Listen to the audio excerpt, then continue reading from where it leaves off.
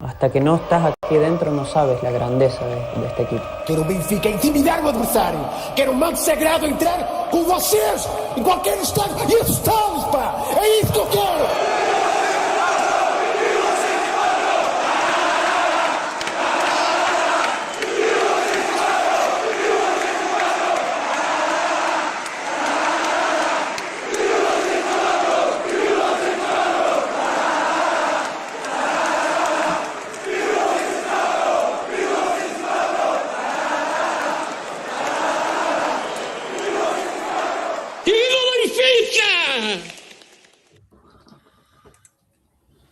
What's going on, everybody? Welcome to another edition of the Talking to the Law Benfica podcast. My name is Alfredo Fumaças.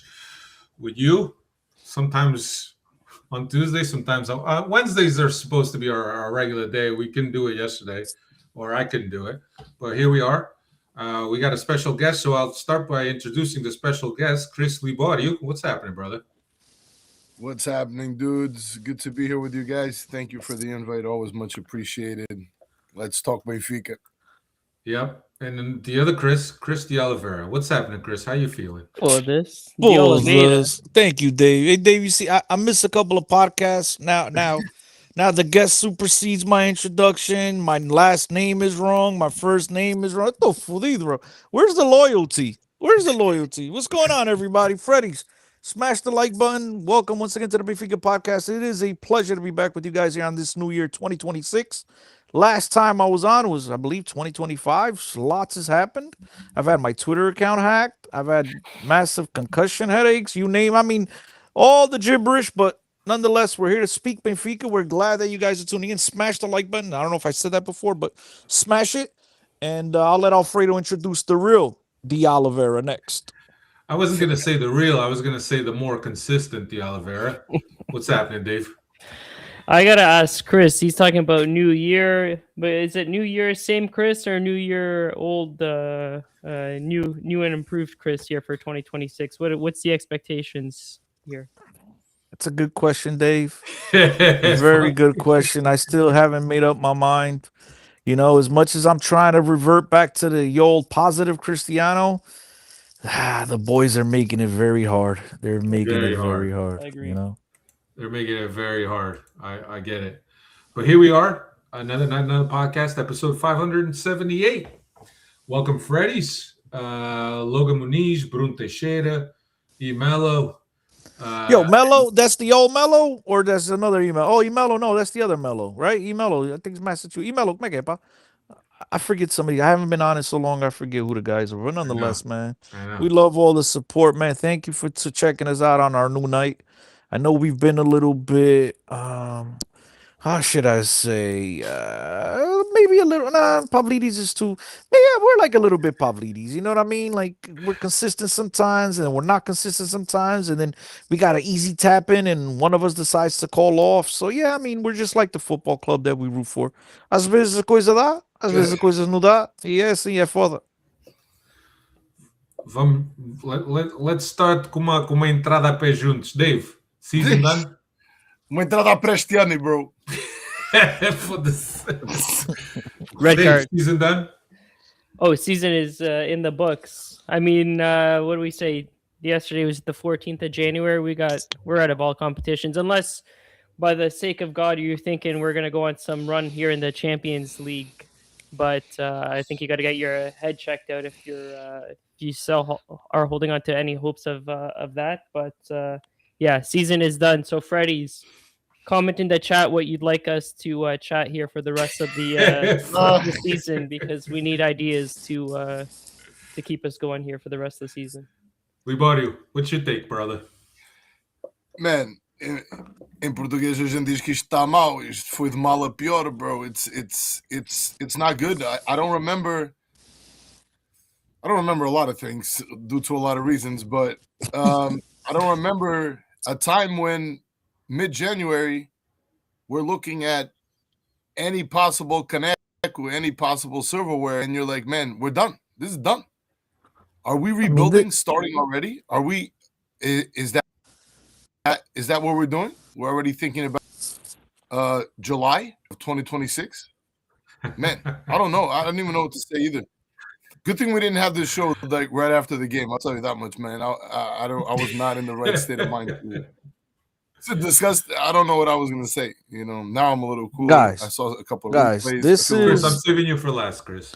no. I just wanted like I don't want to use the word correct because it sounds rude. But Chris, I'm not a poet like you, school teacher. So I use the word correct. I just wanted to correct Chris in terms of when you say we're out of connect on January 14th. I think this is all a ploy. I mean, we're still in the main connect. The one that we've been missing since 1962. Come on, you gotta put some positivity here, guys. Okay, go continue. I'm sorry. I'll bring you positivity. You already want to connect with this year. You want the first.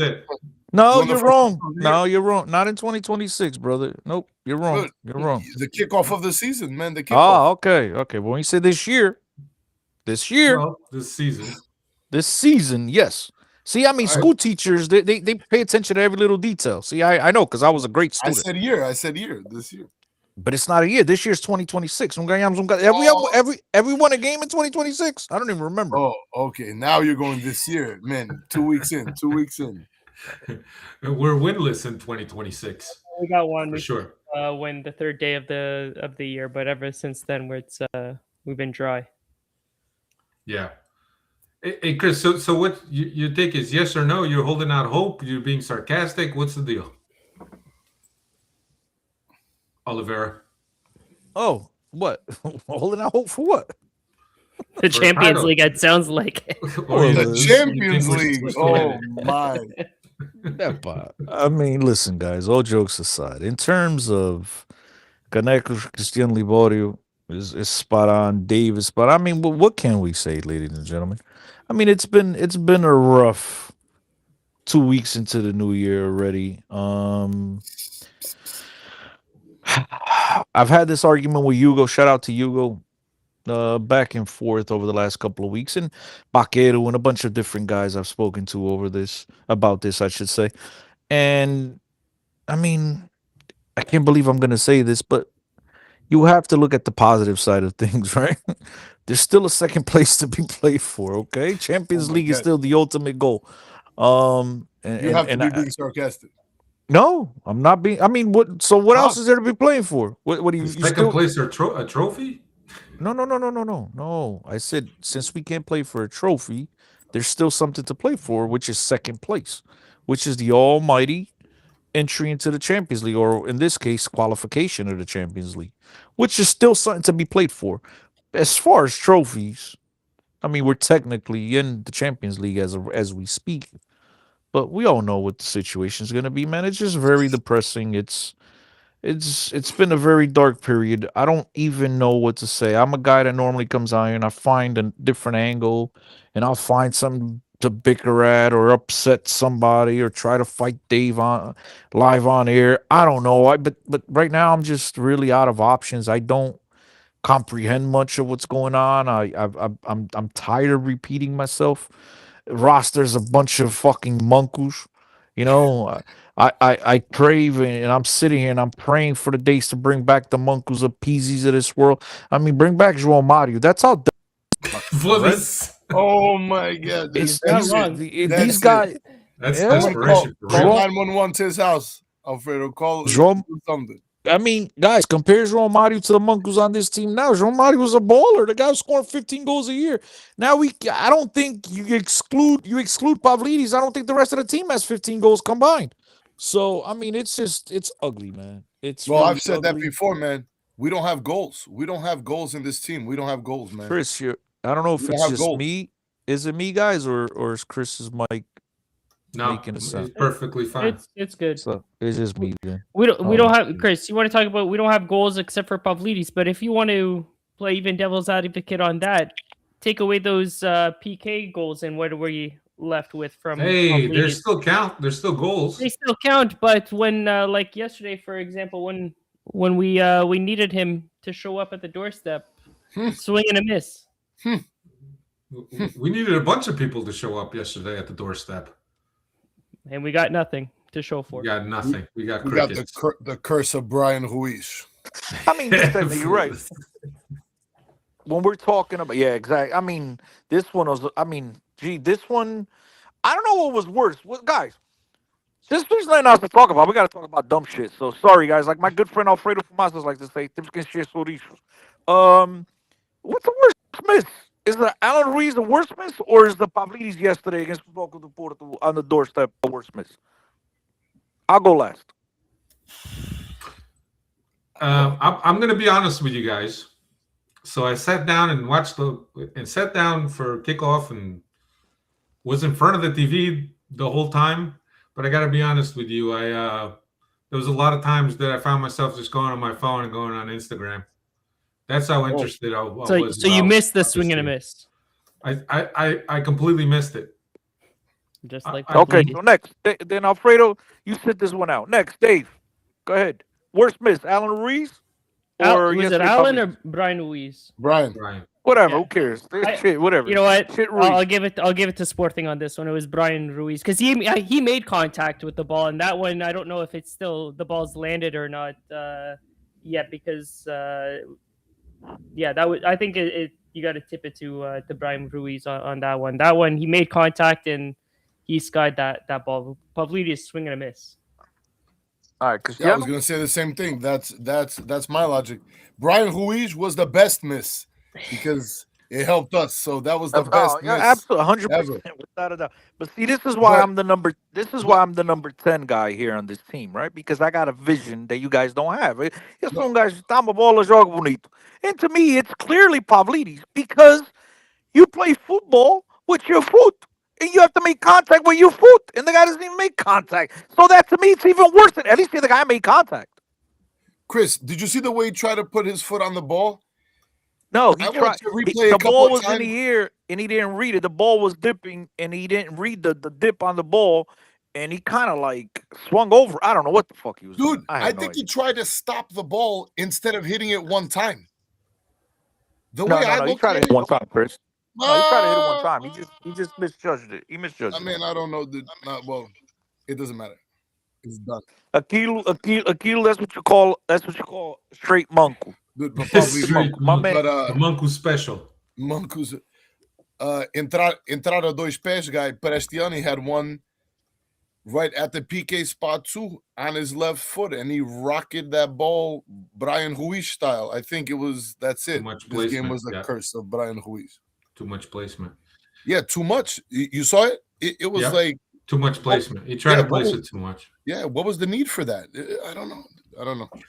Yeah, no, there's a couple misses, and I think that you know, and I think we could all agree that you could dominate possession and you could play on Porto's half, and if you don't put those balls away, I mean that's no good. No. I'm glad Mourinho didn't say 1-2-1.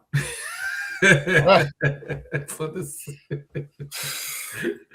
But yeah, you know, it's just what are you gonna do?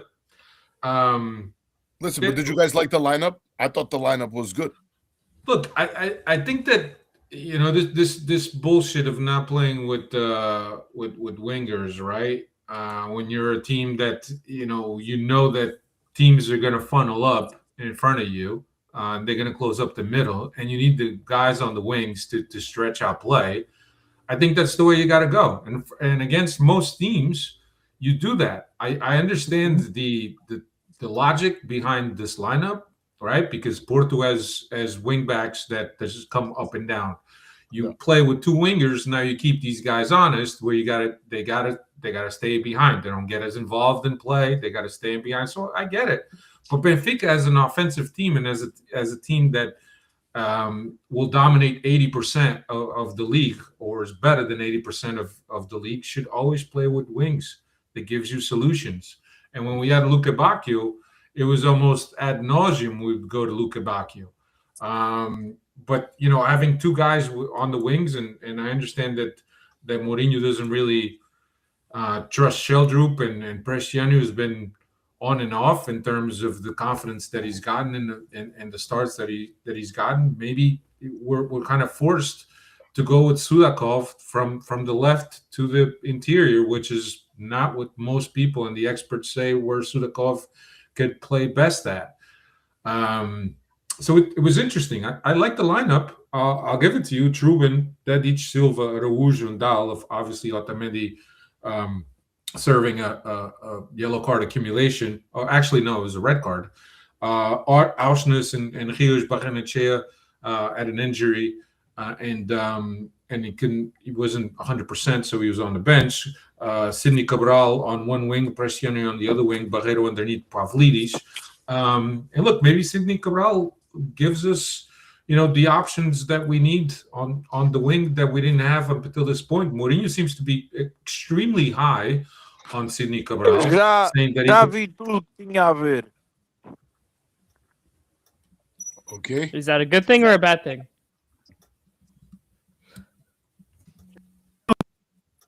Alfred.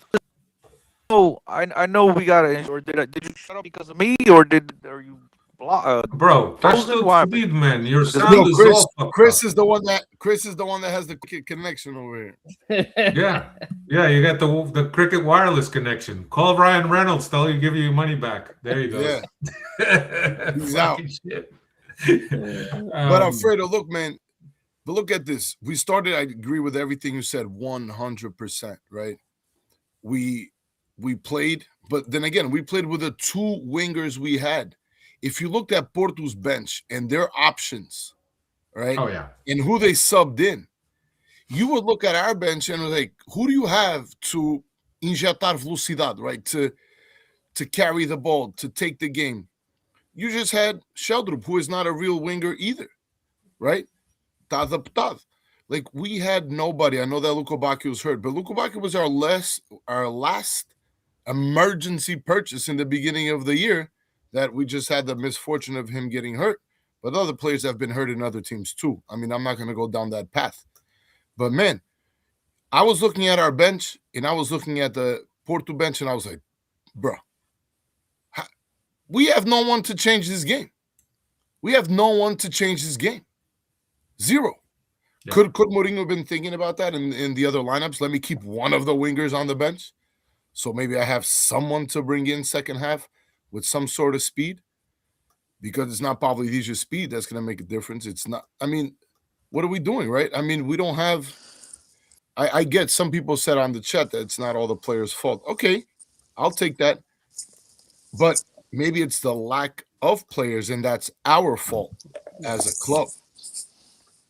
Fellas, dude, you are like fucking Shakespeare, bro. You come up with some of these lines, but it's not us. It's not us because we don't have the that's why SPT, bro. They need to pay you everything they got in the bank to bring. Bro, it doesn't work for SPT. I'm not even there anymore. Alfredo's over there. Did you guys hear what I said? He's on W. Is it WNN or WNN? Clearly, you guys don't pay it. I said you don't pay attention to me. I said that's why SPT needs to pay him everything, then bring him back. That's what I said. Pay attention. Retro. Now what I was gonna say before my Cricket wireless screwed me all up, which was Alfredo, my man. Listen, I understand all of this positivity we're trying to inject here. At the end of the day, we are trying to inject chorizos.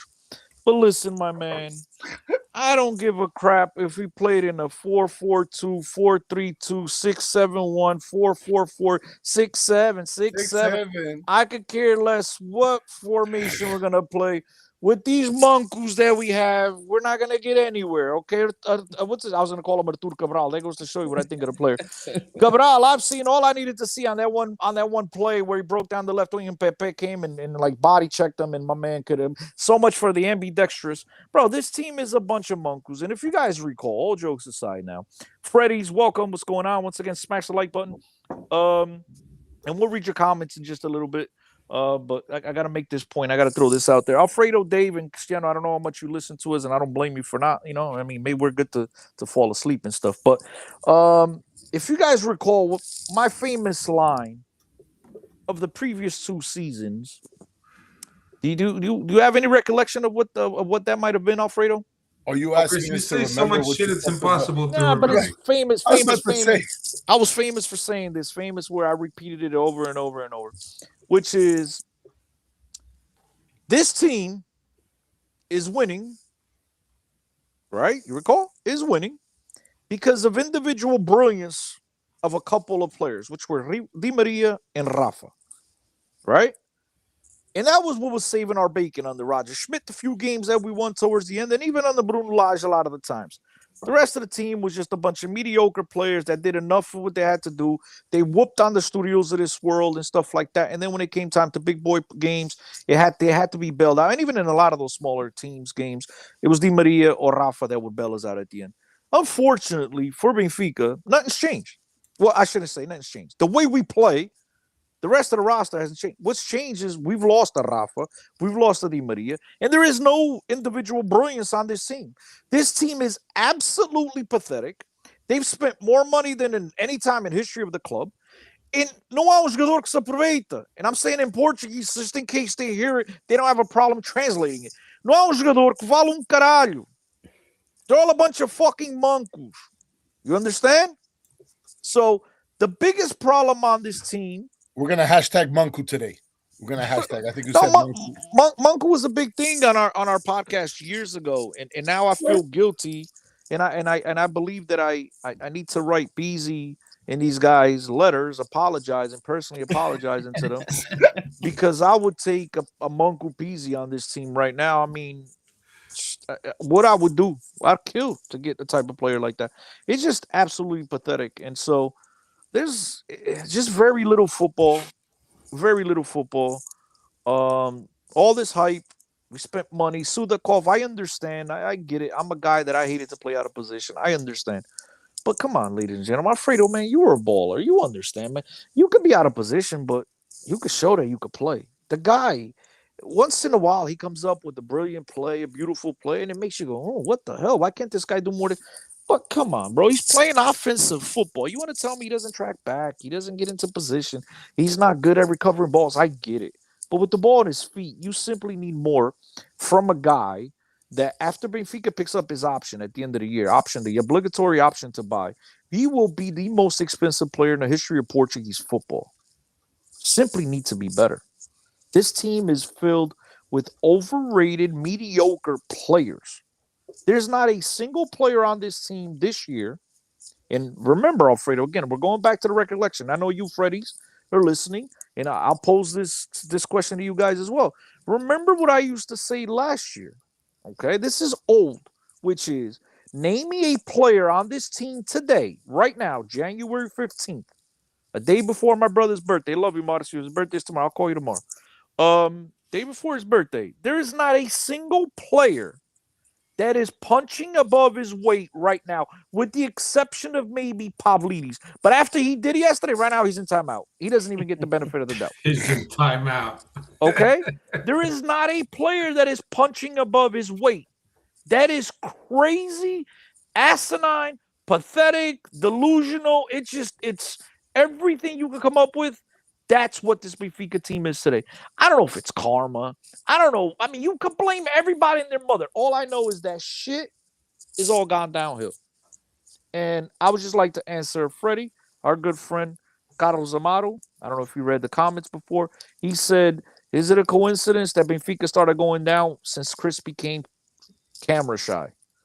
And Carlos, if you could guarantee me that is the case, that they become shit because I'm camera, I'll turn this shit on right now. Well, we won't know until you turn it on. You got to turn it on for us to feel the effect. Chris Chris has been working in the shadows. That's what it is. Chris Yeah. is working in the shadows, and team's taking a nosedive here. Someone get those Jesus sound effects when he turns on the camera, like yeah, and George Jesus comes down, you know what I mean, or something like that. And I'll take a sidestep, man. I've been talking too much. My head's starting to hurt, so let you guys talk a little bit, man. For this, yeah, I think. Look, I think that there's a couple things that I wanted to bring up here in this game. Obviously, you know, Chris, you touched up on a lineup that a lot probably of fun. wasn't expected by Mourinho, but I liked it. I think that's how we should go. I do understand Chris's points in terms of the quality of the squad. I mean, even Boris Negarosa was saying that the squad is garbage. And look, we have spoken ad nauseum here about the squad, about the 136 million that we spent on players. I mean, who's accountable for this? The president, sure, certainly, right? He writes the checks, he approves things. The scouting department. I mean, who are they scouting? I mean, Chris can see a guy in 10 minutes on a field and make an assessment on whether the guy is good.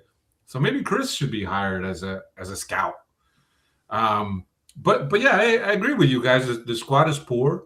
I don't think the signing of Mourinho was expected to bring some changes, but to be my own personal opinion, I think that we probably are doing the same with Lage, or maybe even better with Lage on this team. And I know that Lage has limitations, right? But I'll go to you, Libori. What if you had a crystal ball, right, or a reverse crystal ball, and you are now watching this Benfica with Lage? Is Benfica in a better place than with Mourinho? Well, I don't think so, because look, and even going back, if we want to go back to the downfall, the rise and fall of Benfica, right? Schmidt's year that we won, that we were doing well, and then the fall of Benfica that started when Schmidt's contract was renewed after that Inter game. That was, to me, that was the fall. No, the fall was when Enzo Fernandez was sold, bro. That was the fall. Well, listen, had they not resigned them, it would have been the same demise. It Chris, was Enzo. After what that clown said in that first press conference. It wasn't a press conference. It was an interview at the airport. The trampoline. You know what I'm talking about, right? The trampoline. Yeah, when he said, Portugal é a porta para a Europa, aqui é o trampolim, a gente vem para aqui saltar, I was like, that's it. This guy would not play on my team. Because you already know what the plan is. He already said it. And we know what the plan is, but I don't need you saying it. Então, se tu não assinasse o gajo, estávamos aqui a jejum. Eu não quero saber, bro. Eu não quero saber. As soon as he said that, and we've had a lot of respect for Argentinian players that came, that did their thing, and I have a lot of respect for Argentina for what they've contributed and what we contributed to their players as well and their development. But what he said there, zero. I do not like that guy. Traitor, dislike him. And I hope that Chelsea loses every game and never wins anything while he's there. Okay? Do not like those comments. That was like the first thing he said. Come on, man. Yeah, but Chris, we had that conversation on the podcast. We did. And I think not that we disagree with you, but that right there falls on Rui Pedro Braz and Rui Costa. Yes. Because he was repeating what was sold to him. Like, yo, mira, vente para acá que después tú te vas. Right? Yeah. But you don't need to mention it. Yeah, no, but again, conversation. He's a young player. Remember, this guy's 21 years old, right? Inexperienced. Benfica has to tell, yo, mira, don't go repeat that now. Okay, yeah. But it was Mickey Mouse on Benfica's part. And it goes to show that every player they've signed ever since, it seems like Artur Cabral, I mean, they've all been Mickey Mouse. But listen. Well, but I think that's the big... Sorry, go. No, I think that's one of the biggest differences between us and Porto is that structure never allows for that to happen. You've never heard a player from Porto get to the airport. As a matter of fact, I have read that these guys, even before they get to Portugal, they get a binder. They got a binder with things that are the club's values, what they should say, what they should not say, who the biggest arch rival is, what they do, what the club's history is. So when he gets to the airport, he already knows the script. And look, if a club is playing me millions and millions and millions, right? And they tell me you cannot mention that you're using Benfica as a trampoline to go to Europe, regardless of whether you think or whether we sold you this idea, right? You cannot mention that. And I think that to me is a shortcoming from the structure. Absolutely. That has to be emphasized into the player. You know what I mean? That's inexperience on the player. right? But Benfica, at the end of the day, Benfica is the adult in the room, and they have to. Part of the selling point is, look, this is what's going to happen, and maybe his agent was telling him too, and it was just inexperience. But the adults in the room need to explain the situation to a young player. And then, as Alfredo said, there's other clubs you don't see this shit happening. Why? Because it's in the little details, guys. Little details win competitions. Little details win games. In Porto, as much as we can't stand them for whatever, right? They're buttoned up. They don't let anything out the door. Nothing squeaks out of No, that locker yeah, room because, 100%. again, they're buttoned up. The little details, okay? And Benfica, and again, I'm a piggyback off of that because Hugo called me at least 53 times today for me to mention this on today's podcast. He wanted to make sure I mentioned this, and this is a good opportunity to piggyback on it, right? In terms of what Porto is and how they instill this mentality of hatred towards Benfica. And you've seen it in a game such as yesterday. Benfica goes into that stadium. The atmosphere is absolutely electric. You could tell Benfica players might have been shitting their pants. And the mentality is solely different when these guys come into Estádio da Luz. They get to walk down the street. They go for the passeios at the Jardins. You don't see none of that in Benfica in Porto. And it's a different mentality. To Benfica, everything is just a walk in the park. For Porto, these games against Benfica is a matter of freaking, death, right? For these guys, right? It's these guys want to win this game at all costs. And you see that attitude on the field, the way the club prepares, everything they do. They go get Sipples, but the Sipple has to do it my way. You could be shitty, but you're going to work and eat grass every time you play. Benfica goes and gets Sipples. These guys are out. They're Instagram models. You know what I'm saying? Everybody's chilling. And they're worried about everything but football. And so I just think the whole structure needs I don't know, man. This is a whole But then conversation. again, but that becomes all right. So my downfall of Benfica, obviously, I went off on a tangent on Enzo and what he did, but my downfall of Benfica and the decline to me of Rui Costa as a president and not discrediting him as a player. And I think I mentioned that here last year when I came in a couple of times. The signing, the re-signing of Schmidt to me was killer, right? Because there I could see that they were trying to hold him in case someone else wanted to get him, and they were on this high. But man, it showed a little bit of inexperience to me of Rui Costa as a manager or as a president. There was no pressure put on him. The pressure put on Schmidt was like, okay, you're doing so well. Don't leave us. We're gonna renew you. And Rui Costa does have a say on these olheiros. He does have a say. He has to have some sort of say on who they're getting. Rui As Costa player, pre-ejaculated, as bro. option. He And pre-ejaculated, bro. yeah, You know what I mean? He got a little excited. He's like, the gun. yeah. He jumps the gun on a lot of these things. We're overpaying, and I think I've spoken with Chris. I mean, I don't think that he is probably the best person that we can have leading Benfica because it hasn't worked out too well. He's been inconsistent in his rhetorics. Also, let's think about it because he did for all he holds for the club, and I have the utmost respect for him. A season ago, he wouldn't say anything to the press, anything negative about the refs or the controversial calls. This year, or after the Tassa game last year, that of the stomping, the great battle of Belotti. Okay, then he started talking about it, right? And now he's on them, right? He's putting more pressure, but he's so consistently inconsistent, just like our team. Chris mentioned Rafa, right? In the past, Rafa and Di Maria. Man, Rafa was our Jokeres. Let's just be honest. Like, aquilo não estava a dar bem. Pass the ball to Rafa. O gajo corre. He's going to get the ball. That was kind of our mentality. We had a couple of other guys there that could, empurrar a bola. Obviously, a little bit better than Pavlidis at this point. But, it was one error that cost us dearly, but he's done other things. But we don't have that now, right? Our solutions are nulled. I mean, it's very difficult to back this team and to back these purchases when I'm not discrediting the quality. I'm not going to say that they're all mancos, right? I'm not. In my area, we say the word azalea. I'm not going to say that they're all azaleas. But man, Some Yeah, days bro, you're right. some days. They're not all bad players, bro. But the No, but ball atrapalha-os. look You at know what I mean? Tomás Araújo. Dude, A bola só os atrapalha. That was it. You know what I mean? But That's what.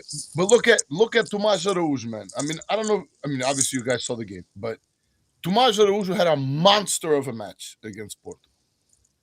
In my opinion, he did great. But then against Braga the other game, I was like, is this the same dude? Like, what is going on here? And I need these guys. I'm gonna go off on another thing right now. If you look at Porto's goal, o voo do Bernarek parecia jato, avião, não sei o quê. Bro, who put Barreiro marking him? What are we doing? You might as well have put Prestiani and Barreiro on him, and Barreiro was still holding on to him. He could have been called a PK at some point. I've seen PKs being called for less. He was Which all one? hugging this dude like he was Santa Claus about to leave, and he's one of the shortest dudes on the field. Like, what are we doing? This guy's a center back, one of the tallest on the field. I mean, that's not Mourinho. Like, he's not yelling, Opa, tem que marcar o Bernarek. No, man. They have to be like, No, but that is Mourinho. Yeah, but that is but Chris, that is Mourinho. Mourinho's There's assignments. Hold on, Mourinho. No, hold on. Mourinho. No, hold on. Pera, já falas.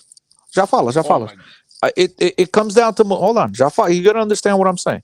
It comes down to Mourinho because at the end of the day, Mourinho is the one that called for man on man rather than the zone coverage. You get what I'm trying to say? So that's on Mourinho. But now you're right. I agree with you. The rest of the players need to understand that when you got a 5'10" guy, midget, whatever you want to call him, on a center back, more often than not, you're going to lose that matchup. I agree, but I think it's a combination of both. I think, you can't just discredit. And Prestiani have to be outside the 18 because they're the ones that they're the shortest dudes. They're going to run out. Yeah, so is Sudakov, so is Dahl. But that's the problem. Benfica's got a bunch of shorties. Sudakov, Dedic, Dahl. Yeah, man, but having a lot of shorties ain't a bad thing. Shorties are right. No, look, I'll give you guys my interpretation. So it was a hybrid marking. It was a zonal with guys deserving man marking, and if you guys go back and see that play, Antonio Silva got blocked and he was not able to get to that ball because that was really the intent.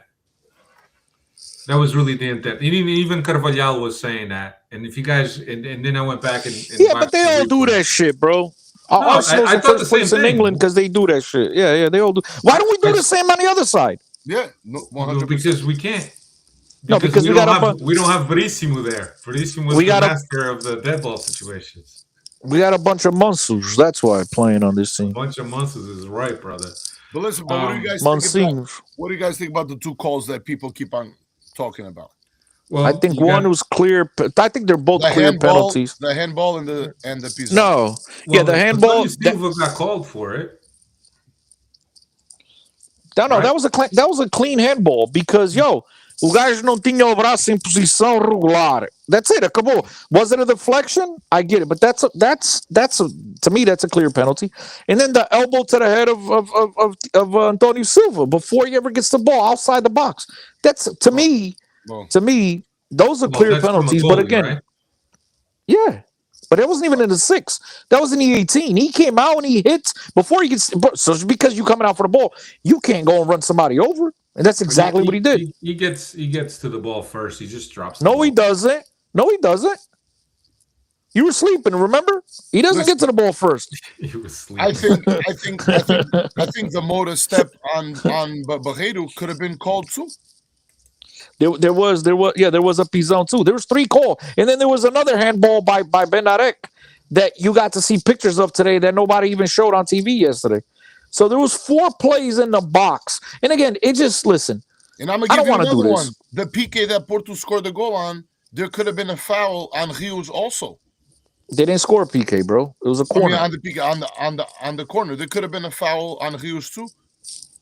I mean, there's a lot of things that could have happened. Fact of the matter is, we could have tied. But I think the inconsistencies in the referee is a big problem this year in Portugal. It's been bad. But here's the thing: we can't all put it on refereeing because we all know that when you're firing all cylinders and you're playing at the best of your abilities and you're running people over, damn the referees, right? You're scoring, you're putting balls away. So you can, I mean, yes, you could sit here and say, yeah, we should have gotten this call. At the end of the day, our inefficiency is what killed us, right? Because despite dominating the game, most of the game, right, we can't put balls away. And that's been the history of the season. Can't put balls away. You're too inconsistent in the way you show up. We never know what team is going to show up for each game. Never. Obviously, you don't need motivation to play against Porto. Players were motivated. They were ready to go. But the thing is that why don't they show up like that against other teams? It's just inconsistency. And I think that when you look at inconsistency, you got to look at the manager. Why can't the manager make this team more consistency, regardless of the level of skill of the players? Because you're a Monku, you're going to be a Monku all the time. It's But not as Chris just says, it's not there's just still the call. consistency. It's not just consistency, Alfredo. It's also urgency. It's both.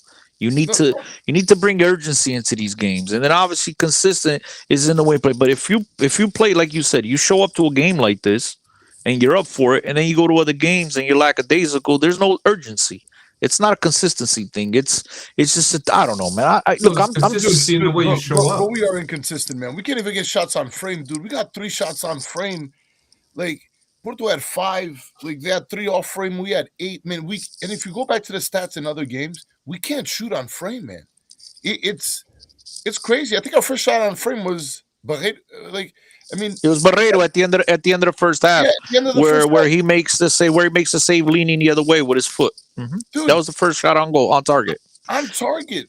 Dude, I mean, and then Dedic gets there. Then Dedic finds a way. 30 seconds later, finds a way to get the ball. He's inside the box, shoots it. He doesn't even get it on target. I don't understand what these guys are doing, man. He could have ripped it. First.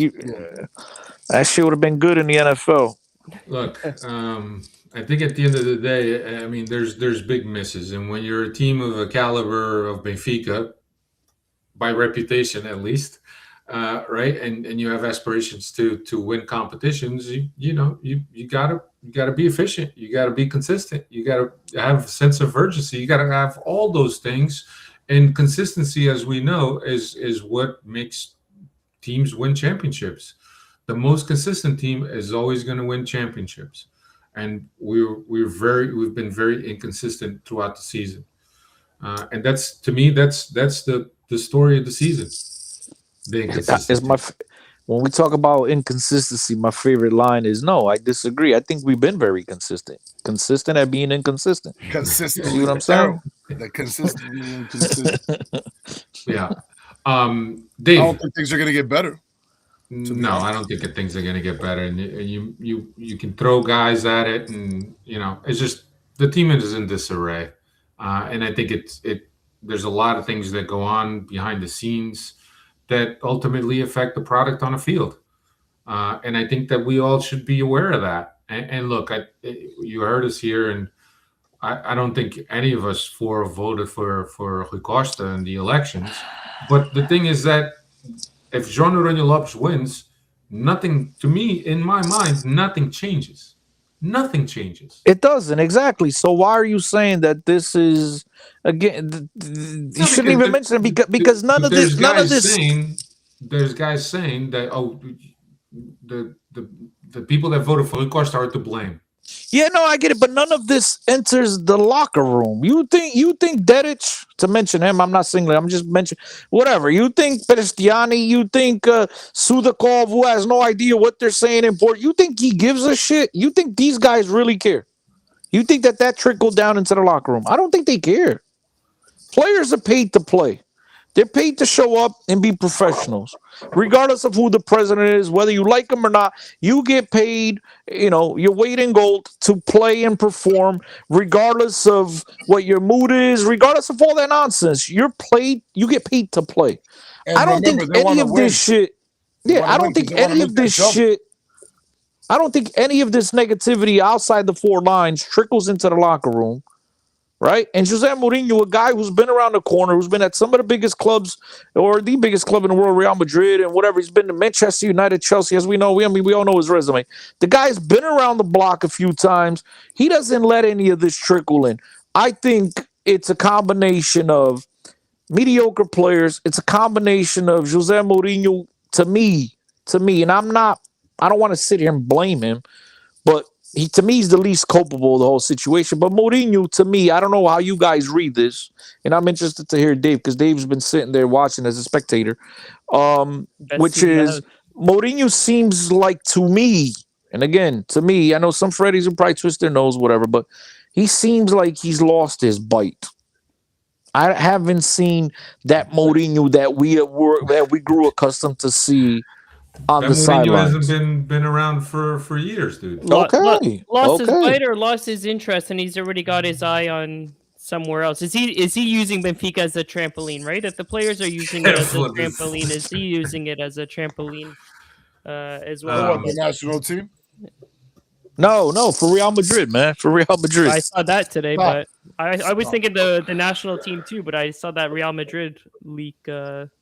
Listen, Nah, I think our chances, and I'm not what I'm saying. Our chances. I'm not saying that any of us are rooting for it or not. I'm just saying I think the chances of Jose Mourinho leaving Benfica one way or another at the end of the season, oh, they're. I think those odds right now are very high. Whether he leaves for the national team or he leaves for Real Madrid, whether you want to believe the rumors or not, the fact is that locker room is another locker room that's been lost, another locker room that has brought in tremendous amount of players, wasted a bunch of money, and these guys just can't seem to get on the same page. So when you need a guy to come in and reel everybody in and get the disciplinary guy in the room, look, he's a guy that's had success there. They haven't had much success, and so I think it makes some sort of sense. Not saying I would do it, but I'm not opposed to it happening. I'm not shocked that at least his name is in the papers. And so I think the chances of Benfica having a new coach come the summer are very real, at least in my opinion. Dave, stats, and then we can move. Stats.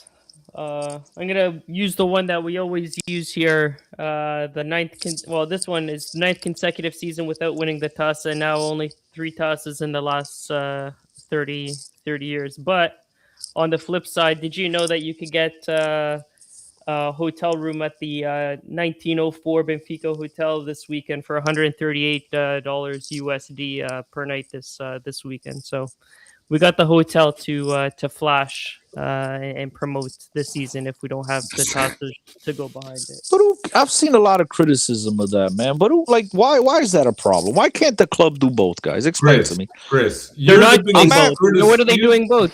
Chris, No, you're but the that's- biggest critic of the club that does things outside of football. You just want a good product on a field, and you're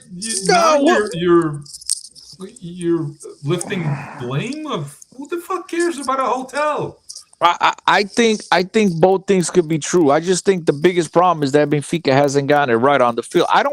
Me personally, I don't have a problem with. I could care less. I don't think anybody will be talking about the hotel if we were winning. I think everybody will be like, okay, shit. I'm gonna go stay there one time. I don't think anybody will give a shit. The problem is that the product on the field has been absolutely putrid, and we have no quality, no system, no players. It's just been a shit show for everybody. Exactly. So get the house in order on the field, and then present these shiny new projects. All right, let's beautiful switch gears soccer here. Benfica plays Rio Ave this Saturday, 8:30 local at Rio Ave. Dave, what's Rio Ave up to? They're currently in 11th with 20 points from 4 wins, 8 draws, 5 defeats through the first half of the season. Last 10, 8 wins, 2 draws. This past season, or to open up the season, we had a 1-1 draw at the Estádio da Luz. Historically, 54 wins, 13 draws, 5 defeats. I'll start with Liborio here. The big storyline is André Luiz, who has been apparently targeted by Benfica. He is one of their most productive and highly rated players for Rio Ave. What do you make of this story?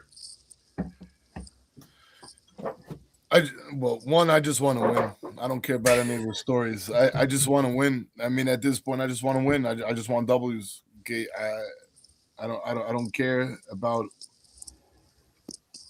I just, I'm at a loss for words when we lost this game. I was really, and looking at, we have Rio Ave, then we go away to Juventus, then we receive Estrela, and I think then we have Real, right? Yep. man, it's gonna be murderous this month, man. It's gonna be a disaster. It's bad, you know. Estrela da Amadora is never easy against Benfica. You're going to Rio Ave, going to these quote unquote tabella down. You only saying that because you're from Amadora, bro. Stop it. Yo, Amadora is where it's at, bro. Oh, Amadora's like Nuri. I love it. You know, I love it. It's like I never left. Come for a café con leite and you might get carjacked. Yeah, phenomenal. Let's go fight. Nah, man, it's not that bad, bro. Come on, you're from Newark, dude. You're in Amadora. You said Newark. I know you. No, I didn't. I'm not saying you said Newark. I didn't say Amadora. I said Newark. Right. I call Amadora love the pain. Amadora. Yeah, you gotta love the pain. I like that. Yeah. So listen, I would love to say that Benfica is going to back from this and put up like uma prestação excelente, you know. But it's hard for me to read it. I think I would have a hard time motivating these guys, man. Like I don't. What do you? How are we motivating these monkeys that we have, to use Chris's word? Which, you know, how are we motivating them? We are a lot of points behind. You know, we need the second place. Not just because of Champions League, but Champions League money, you know, because we spent a lot of money. We might even have to spend more money and double up on losses if we let some of these guys go for like on sale prices. We're going to be a buy one, get one free to try to get guys from our league, man. And it's tough. And then you have these guys from Rio Ave and other clubs every time. And I was just talking with someone about this, and they brought this up. It was a great point. Every time Benfica goes in to get one of these guys, the price tag is ridiculous. Yeah. But then they sell them like for a third of the price to another club or to a foreign league or like something that they're never going to be watched or developed. But that happens in other leagues as well. Yeah, but it's happening to us in our league, and we're not getting some of these players. And our rival teams are getting some of these players, not for the price that they're asking us for them. And then they end up shining. But, you know, with us, it's always that dilemma. And I don't get it. Yeah. Like, why does it have to be like that? Because what? We're greater than everybody else? Yes, of course. Yeah. But I don't know. Here's the thing as well. I think that Benfica does a lot of deals and sends a lot of young players with these teams 70% percentage of next sell. Make it harder, man. Make it hard because I understand it. I mean, Andre Luis is being spoken about to go elsewhere, and the price is lower than what's rumored for Benfica. So I don't know if it's like an agent play, if it's a media play. But to answer your question, how do you motivate players that are 10 points behind in the league and basically nothing to play for? You just triple their prize money for getting second place.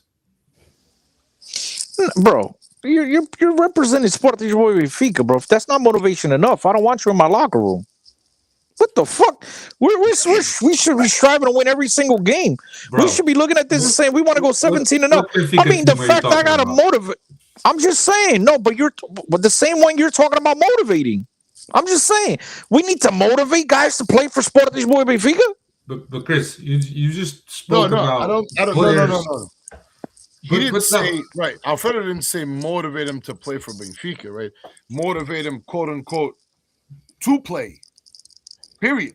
But that's what I'm saying. It's the same shit, just different salad dressing. At the end of the day, these guys play for Sport Benfica.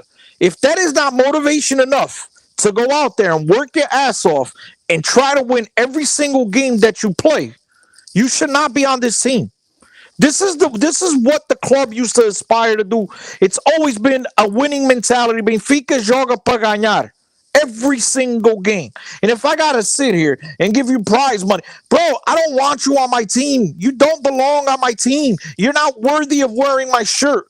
I shouldn't have to be incentivizing professional soccer players to go out and win a game after you've just gone through a horrible stretch of getting eliminated from taça after taça. Bro, grit your pride, put your freaking jockstrap on, and get out there and win the fucking game and play your heart out. That's how I'd motivate them. You just mentioned something about players and not caring about the history of the club and being on Instagram and doing this and doing that. When did I? Oh, wait. When did it?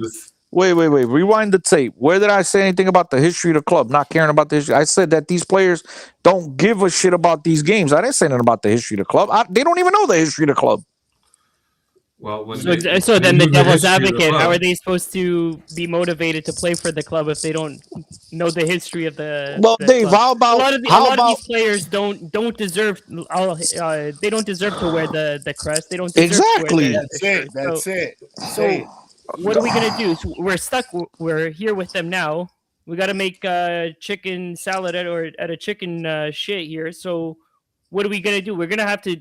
We can't afford to finish outside of the top two. So maybe this is where the incentive comes. We are where we are. We don't. So if you incentivize them, if you incentivize, they're going to become better players. Is that the thought process? Yeah, I think some of them just need to run. They need to run more. They're walking. A lot of them. The heck, it's a shit roster construction. The whole roster. Thank you, Dave. It took you. At the end of the day, it took you 56 minutes and 0.05 seconds to come to that conclusion. That's all it comes down to. The roster shit. That's it. Pay them, run, no run. Who gives? I mean, bro, Pavlidis ran. Got to the ball. Missed it. Lack of quality. Criticizing him as one of the monks. That's the reason why he's at Benfica, not at Liverpool. You know what I'm saying? Lack of quality. Yeah. Next Liverpool up, also took Darwin. He was better with us than with them, so they can't. They're not good judges. I'll take shit. I would pay. Alfred, remember how much I used to criticize his first year? Dude, I'd listen. I'd drive. I'd go pick his ass up. I'd pay to bring him to the loose. Shit. Next up, we got Juventus for the Champions League. Next to last game. Obviously, from our track record against Juventus, I think maybe we were a little bit optimistic about it. Juventus hasn't been doing all that great. Even when they're doing great, we find a way to go up to Turin and grab the result there. Dave, what do you? I don't even know if I should ask. What are your feelings, Dave? You know what? You kind of hit it on the nail on the head there, because for a big team like Juventus, going to Italy, going to Torino to play them is no easy task here. But you know what? They haven't been having one of their better seasons. They're fourth in the Serie A right now. I think at least last I checked, they're almost like us, about 10 points behind the leaders. Inter, what are we looking at here? Oh, not that far behind. I thought it was worse. They've gone on a little bit of a stretch here, but they got 39 points and Inter's got 46. But I don't know. Okay, we get by Juventus this week, and then it comes down to Real Madrid at home to make it through the Champions League. I don't know. The way the sky's been falling these last couple of weeks, it doesn't surprise me if we just put ourselves out of our misery and put up a stinker. We're just gonna crash out of everything. Like, we might as well. If we're falling, free fall. Okay. But listen, if we lose against Juventus, man, it's gonna be bad too. I was just looking at the head-to-heads, and I didn't know it went this far back.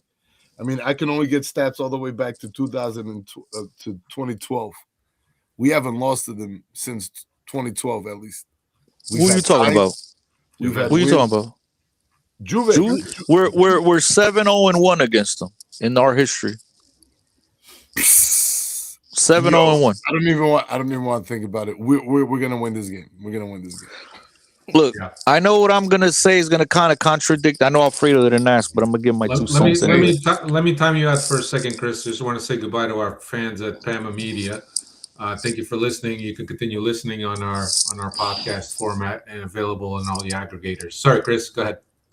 I was gonna say, at the risk of sounding like a hypocrite, I'm gonna say it anyway now. Hugo just saying kind of what I'm about to say next is this team plays better in the big games, which is, as much as I criticize these players, and I don't think these guys have quality, I think they're a bunch of monkeys. But when you're a monkey and you have space, you're able to kind of at least think things throughout, right? The problem with this team is in limited space, they don't have the quality to make a difference with the ball. And in games such as Juventus and even Real Madrid coming up, Benfica will be playing on counterattack. They're not going to be suffocated.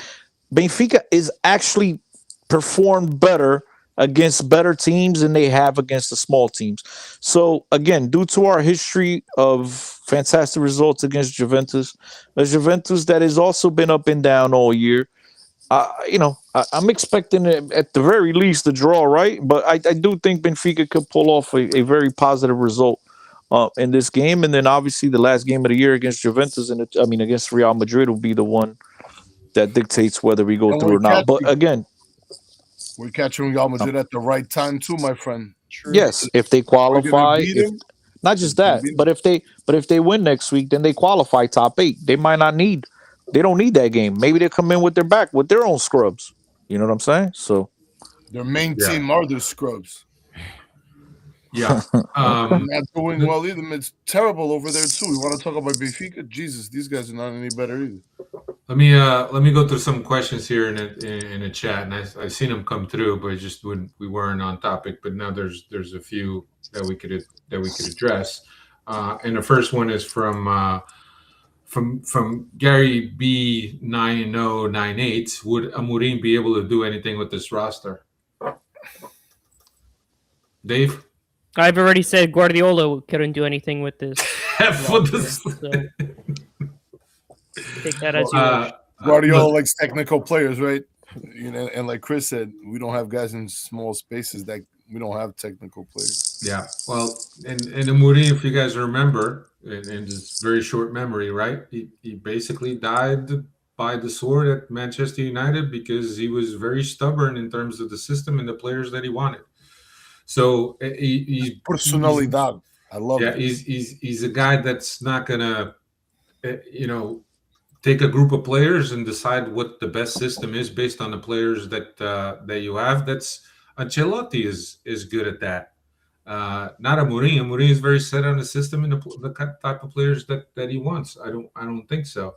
An email says, I don't think this new style of game fits João Mario. João Mario or Mourinho? JM. Well, yeah, JM, right? You're like, who are we talking about, right? And I think he's talking about Mourinho.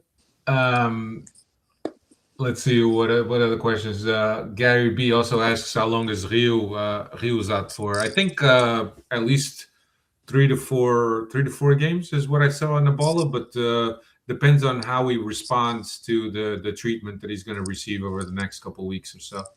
That's what I read on the ball. See what else we have here in terms of questions. If you have any questions, hey guys, how about this? How about this scenario? You know how Farioli dropped 8 points with Ajax when he was all the way ahead? Don't give me any hope. What if it happens here? Yeah. Think about it. And he gets the Roger Schmidt treatment by re-signing a new contract extension. Yes. And things start heading south. No. That's for the cinema. That's for the cinema, and that's not. Yeah, exactly. That's a storyline waiting to happen. We have a couple of months to write this telenovela. We have a couple of months. Yeah. We're not going to be doing anything else, guys. There's really not much that we. Estou a ver que não é só estes jogadores que valem caralho. Os adeptos também estão passados da cabeça. Anda tudo fodido, bro. This is now affecting outside the pitch too. Listen, man, you never know. Look at it. I talked about it. I'm with you, Chris. You're right, brother. You're right. You never know. Straws, man. We're grasping at straws. I talked about it in the other show, right? I mean, Porto's winning, ugly or pretty, they're winning. But they're winning on 1-0 games, 2-1 games, on these like crappy building out of the box, missed passes, a slip of the hand that goes straight to a player from the Santa Clara goalie. They're not being tremendously awesome playing. You know, they're not impressing, but they're winning 1 goal. A lot of people say, isto é coisa do campeão, é estrelinha. All right. But at some point, could there be, a turn here or there that they cannot finish because Porto has an issue too with scoring goals. Let's just be honest. But they don't allow a lot of goals. No, but they don't. That's the problem. The problem is allowing. We need one of these guys to trip. It needs to happen, guys. Boris is asking, did Ba die? No, Boris. Ba's wife had a baby, so he's on maternity leave. It's also called paternity, but it's okay. Paternity leave, yeah. Sorry, didn't need to be gender neutral there. Is Mourinho the answer? Asks Gary B. No, I don't think Mourinho is the answer. I don't think he goes to Benfica either. Yeah, I don't know. I think that there's a lot of players that are looking at the chaos that this club is in right now, and probably don't want to get in.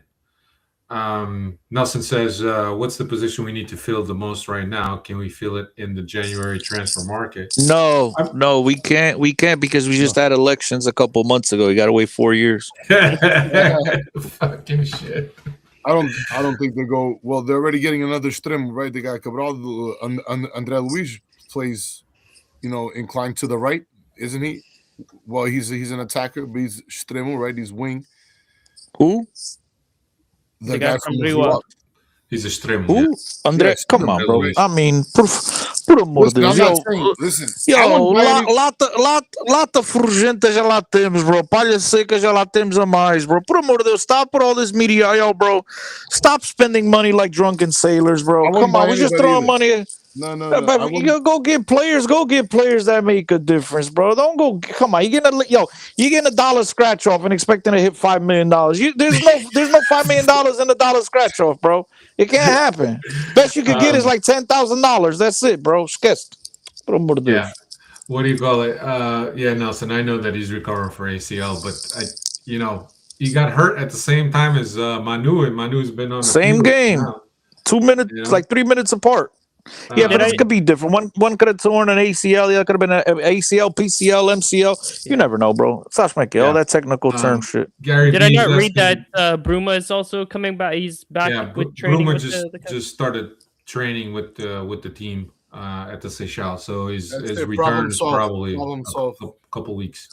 So we're gonna run into a situation that we got way too many wingers. Holy fuck! And all combined, no vale caralho. and then at that point we're only playing one game a week anyway, so there's not going to be enough minutes. Everyone can rest. Yeah, you got it. Yeah, that's true. Exactly. Anyway, I think that's all I got. Cristiano, thank you for joining us, and Chris, you too, man. Thanks for joining us. That's fine. Wait, hold on, bro. Hold on. You're calling the younger guy Cristiano, and you're calling me Chris, bro. That's disrespectful, bro. He's Chris. I'm not even sure when he says. I kind of wait a little bit. I wait for you to talk. Good, man. Thank you. Thank you to must have been a fashionable name back then when you guys were born. Or not? Nah, he's much. There's a big gap between the two of us, Alfredo. There's a gap. How old are you? Big gap. 4'2". Not a big gap. Chris, what are you, 45? I don't know. I forget, bro. 45? No, you told me your daughter told me. She's like, I could tell you. I could tell you this much. If I was 25, I'd start on this Benfica team. 25. That's what I'll tell you. 45. I said if I was 25, though. I'm just saying. When I was 20, I'd start on this team. I'd be a monk. I'd be a monk alongside all these other monks. Hey, Cristiano next show is gonna start with that old timer rhetoric. Eu nasci no tempo errado, caralho. Se eu nascesse agora, ninguém vai apanhar. I mean, Chris, I've started that already. I'm not gonna start. I'm not gonna wait next week, bro. I've been on there. All right, y'all. Thank you, everyone that joined us in the chat and was active in the chat. We appreciate you all. Don't forget to hit the subscribe and the like button if this is your first time watching us, and if you haven't subscribed yet.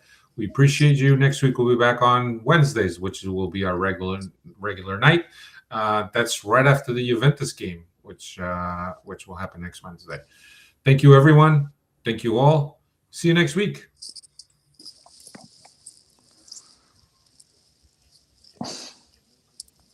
Are we off? No.